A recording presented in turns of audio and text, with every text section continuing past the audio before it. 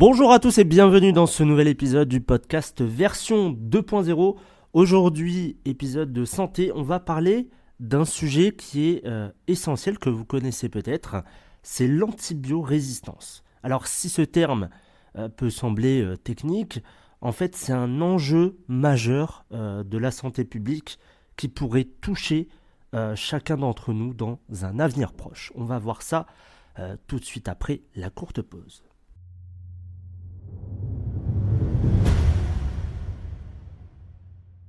Alors, qu'est-ce que l'antibiorésistance ? C'est la capacité qu'ont certaines bactéries à résister à l'action des antibiotiques. Ces médicaments qui sont utilisés pour traiter des infections bactériennes. En d'autres termes, les bactéries, elles vont devenir plus fortes que les traitements qui sont disponibles. Ça signifie qu'une infection qui pouvait autrefois être soignée facilement, ça peut aujourd'hui devenir difficile, voire impossible à traiter. Et cette résistance naturelle, elle existe depuis toujours, mais elle s'est accélérée ces dernières décennies à cause de nos comportements. L'Organisation mondiale de la santé, elle qualifie l'antibiorésistance de menace mondiale. Et si rien n'est fait, on va peut-être se retrouver dans une ère post-antibiotiques où des maladies bénignes redeviendraient mortelles. Quelques chiffres qui sont quand même préoccupants, des chiffres qui sont en France sur les données de l'antibiorésistance. Chaque année, il y a 125 000 infections qui sont causées par des bactéries résistantes, soit près de 340 cas par jour. Et parmi ces cas, il y a beaucoup qui concernent des infections urinaires, des pneumonies ou alors des septicémies. Il y a environ 5500 décès qui sont attribués directement à l'antibiorésistance. À titre de comparaison, c'est presque autant que les accidents de la route il y a 20 ans, avant que les campagnes de prévention réduisent drastiquement ce chiffre. Et l'antibiorésistance, ça a un coût, en fait, au système de santé. Il y a près, 300 millions d'euros par an par rapport au coût de l'antibiorésistance.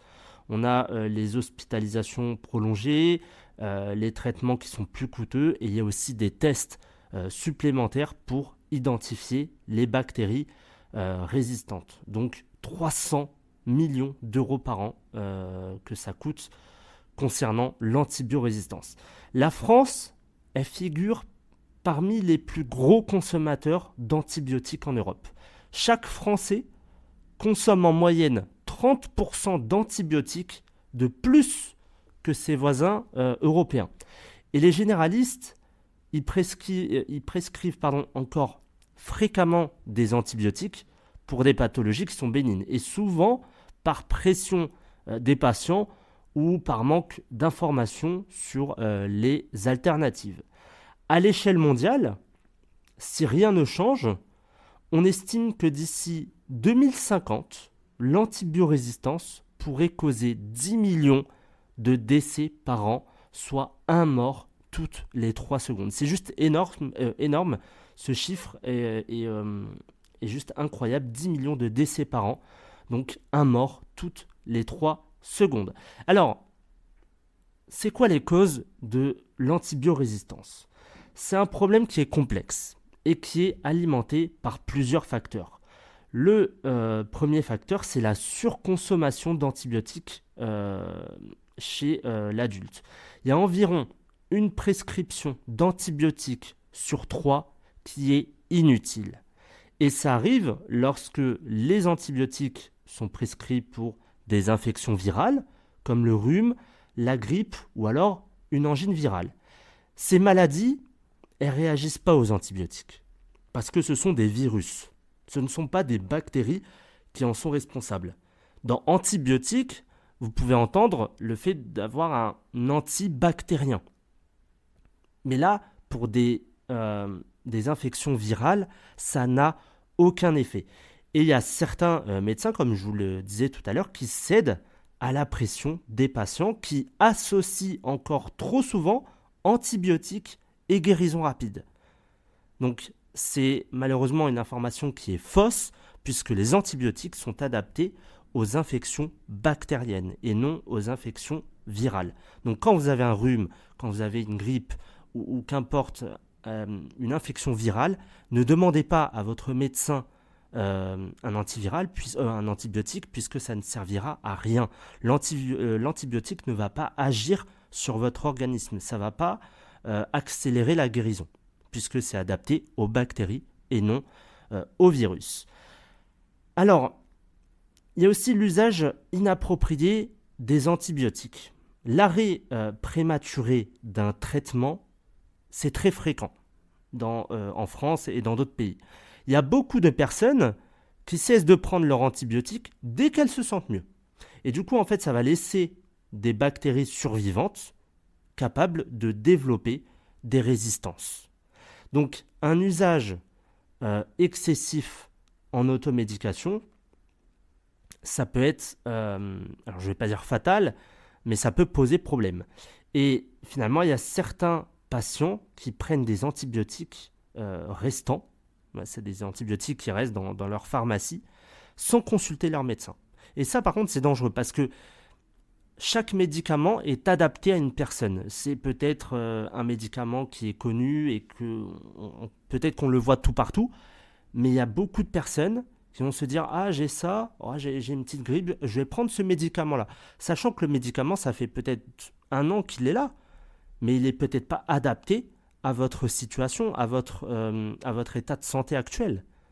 Et ça, c'est un problème médical et surtout de santé. Il y a aussi l'utilisation des antibiotiques dans l'élevage. En fait, dans les élevages, les antibiotiques, ils sont largement utilisés. En prévention, par exemple, pour éviter des épidémies dans des conditions d'élevage qui sont intensifs et pour favoriser la croissance des animaux. Alors, bien que cette pratique soit interdite en Europe, elle reste courante dans d'autres régions du monde. Et les bactéries résistantes qui sont présentes dans les animaux, ils peuvent se transmettre à l'homme par la viande, le lait et les œufs qui sont mal préparés ou encore par contact direct avec les animaux. Donc, autant l'homme, finalement, peut faire des bêtises, autant on met aussi des antibiotiques au niveau des animaux et finalement, ça revient vers nous, tout simplement, et ça peut être aussi un problème de santé. Il y a la pollution environnementale, les eaux usées des hôpitaux, des élevages et des industries pharmaceutiques qui contiennent souvent des résidus d'antibiotiques. Ces substances, elles vont contaminer les rivières et les sols où finalement les bactéries résistantes, elles prolifèrent. Il y a aussi le manque de recherche sur de nouveaux antibiotiques. Il n'y a pas eu de découverte majeure de nouvelles classes d'antibiotiques depuis les années 1980. Les entreprises pharmaceutiques, elles investissent très peu parce que les traitements antibiotiques, en fait, ils sont peu rentables par rapport à d'autres médicaments chroniques. Donc, on a 5 causes majeures de l'antibiorésistance. Donc, pour résumer, la surconsommation d'antibiotiques chez l'humain, l'usage inapproprié des antibiotiques, donc le fait d'arrêter prématurément un traitement, et utiliser des antibiotiques aussi dans l'élevage, donc ça c'est par rapport à la prévention et pour favoriser la croissance des animaux. Il y a la pollution environnementale avec les eaux usées et le manque de recherche sur de nouveaux antibiotiques. Alors, quelles sont les conséquences? Parce qu'il y a des conséquences à cette antibiorésistance et ça a des impacts multiples et graves. Il peut y avoir des infections plus difficiles à soigner.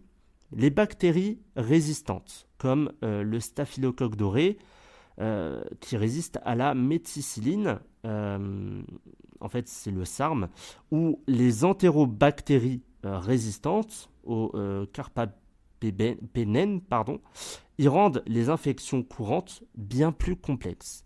Ça signifie des traitements plus longs, des médicaments alternatifs qui sont moins efficaces ou alors plus toxiques et finalement une augmentation des décès. Il y a des interventions médicales à risque aussi. Les antibiotiques qui sont essentiels pour prévenir les infections lorsqu'il y a des chirurgies majeures, par exemple un remplacement de hanche ou alors des greffes. Il y a les traitements oncologiques comme la chimiothérapie qui affaiblit le système immunitaire.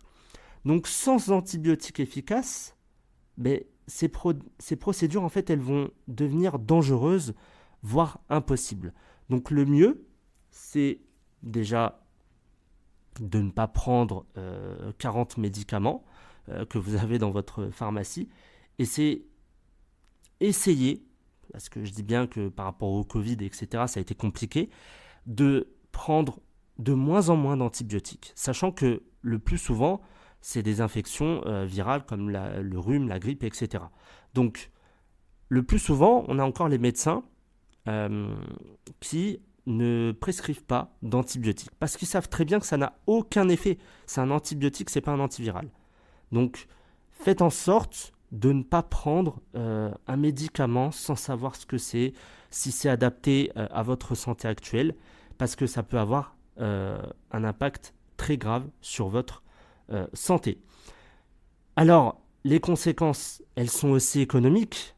Le traitement des infections résistantes, ça coûte plus de 1,5 milliard d'euros par an en Europe. 1,5 milliard d'euros par an en Europe. Les patients atteints de telles infections, ils passent souvent 2 à 3 fois plus de temps à l'hôpital et ça va surcharger les établissements de santé. Il y a aussi une menace pour la santé mondiale.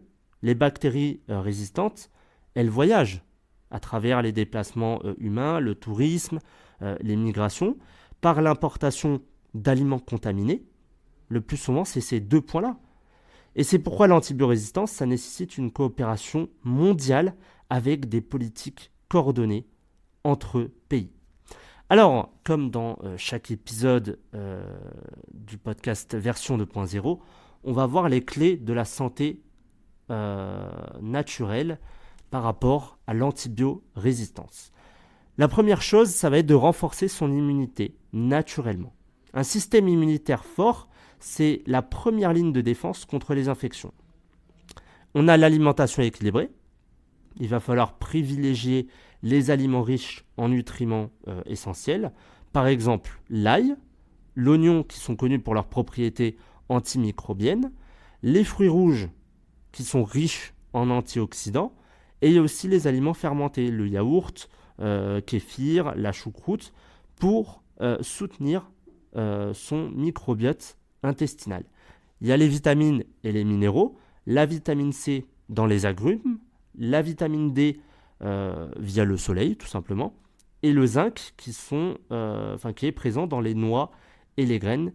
Eh bien, toutes ces vitamines et minéraux sont essentiels pour l'immunité. Il y a aussi des alternatives naturelles, on en parlait tout à l'heure, les médecins ne sont pas forcément, on va dire aptes, mais ils ne sont pas au courant des alternatives qui peuvent exister, ils sont scientifiques, ils vont plus parler des médicaments. Il y a des alternatives naturelles. Il y a certaines plantes et des huiles essentielles qui ont des propriétés alors là c'est antibactériennes reconnues. On a l'huile essentielle d'origan, elle est aussi puissante finalement que certains antibiotiques pour des infections bénignes. Il y a le thym et le romarin sous forme de tisane ou d'huile essentielle. Ceux-là, ils sont efficaces pour tout ce qui est infection respiratoire. Il faut aussi adopter une hygiène de vie qui est préventive. Dormir suffisamment, entre 7 et 9 heures par nuit, pour permettre à son organisme de récupérer. Il faut aussi réduire le stress, parce que le stress, c'est un tueur silencieux. Ça affaiblit le système immunitaire, et finalement, ça peut impacter un ou plusieurs organes. Et vous pouvez réduire le stress avec la méditation ou alors le yoga. Et enfin, il faut aussi une activité physique régulière pour stimuler vos défenses naturelles. À part ça, il y a aussi le fait de limiter l'usage des antibiotiques. Comme je vous le disais tout à l'heure, ça ne sert à rien de prendre des antibiotiques parce que vous êtes malade. Déjà, ça ne va pas forcément faire effet, voire pas du tout, et ce n'est pas forcément adapté à votre état de santé actuel. Et consultez toujours un médecin avant de prendre des antibiotiques. Ne cédez pas à la tentation de l'automédication. Demandez des tests pour confirmer qu'il s'agit bien d'une infection bactérienne avant de commencer un traitement et respectez aussi scrupuleusement la posologie et la durée du traitement. Ensuite, vous pouvez protéger votre microbiote. Les antibiotiques, ils détruisent non seulement les bactéries nocives, mais aussi celles qui sont bénéfiques pour votre intestin. Et ça, c'est quand même c'est dommage. Le but, c'est pas de détruire les bonnes bactéries qu'il y a dans votre intestin. Sauf que si vous prenez un antibiotique, eh bien, ça lave complètement les intestins pour essayer de prendre une image. Et finalement, les bactéries nocives comme les bactéries qui sont bénéfiques pour votre intestin sont éliminées. Le meilleur moyen de soutenir votre microbiote, c'est des probiotiques après un traitement antibiotique et une alimentation qui va être riche en fibres dans les légumes et les céréales complètes. Donc vous avez quand même pas mal de choses aujourd'hui qui vous permet de vous soigner naturellement. Il faut essayer aujourd'hui, même si pour certaines personnes il faut des médicaments. Je ne dis pas que les médicaments ne servent à rien, mais au fur et à mesure du temps, si on prend trop de médicaments, des antibiotiques, etc., ça va aller contre nous et ça ne va pas nous aider sur le long terme. Donc, vous avez des alternatives qui sont naturelles, l'alimentation, le sport, les plantes, et vous pouvez vous guérir naturellement. Ça va peut-être prendre un petit peu plus de temps. Par exemple, si je peux vous donner une astuce, lorsque vous commencez à ne pas être bien, vous vous dites « Ah, ça y est, j'ai peut-être un rhume, un état grippal, etc. » Ce que je fais moi, et en 2-3 jours, allez, grand max 4 jours, ça va mieux, c'est de prendre une douche très chaude et de transpirer. C'est-à-dire la nuit, je vais me couvrir, je vais prendre des douches très chaudes. Si vous pouvez aller faire un sauna ou une séance de hammam, ça c'est très bien et ça vous permet en fait d'éliminer tous les éléments, on va dire, toxiques de votre organisme et c'est surtout pour faire une fièvre artificielle. Ça va aider votre corps à éliminer et à guérir plus vite. Voilà pour cet épisode. Donc l'antibiorésistance, c'est une menace qui est réelle, mais ce n'est pas une fatalité. Il faut adopter des comportements qui sont responsables et privilégier des solutions naturelles. On peut limiter son impact et préserver ces médicaments essentiels pour des générations futures. Merci de m'avoir écouté pour cet épisode. Si ça vous a plu, n'hésitez pas à le partager, à me laisser vos commentaires ou alors des questions. Et je vous souhaite une excellente semaine puisque demain, c'est le réveillon de Noël. Passez ces moments en famille, c'est des moments qui sont agréables. Réunissez-vous, amis, famille, etc. autour d'un bon repas. Profitez de cette fin d'année et en espérant que vous ayez aussi de beaux cadeaux. Je vous souhaite une excellente semaine et je vous retrouve dimanche prochain pour un nouvel épisode.